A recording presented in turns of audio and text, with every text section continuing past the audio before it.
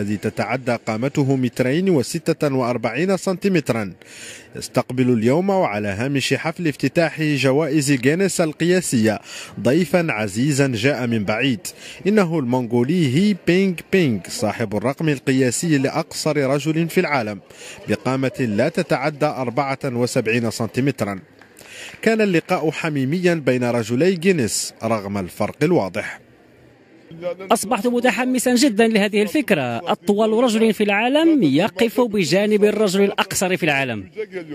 في البداية وجد سلطان صعوبة في التعرف على ضيفه بينغ وبدا كأنه يطل عليه من فوق جسر أو عمارة، لكن المنظمين وجدوا حلا لتقريب الهوة بين الرجلين وتقريبهما بعضهما بالبعض ليتجاذب أطراف الحديث ويتبادل أخبار السماء والأرض.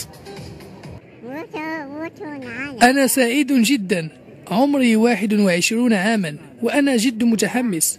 حتى المصافحة بدت صعبة بين الكف العريضة لسلطان واليد القزمية لضيفه، لكن رغم كل شيء تصافح الرجلان ولو بطريقة غير مألوفة وسط بهجة وتصفيق الحضور، ولسان حالهم يقول لله في خلقه شؤون.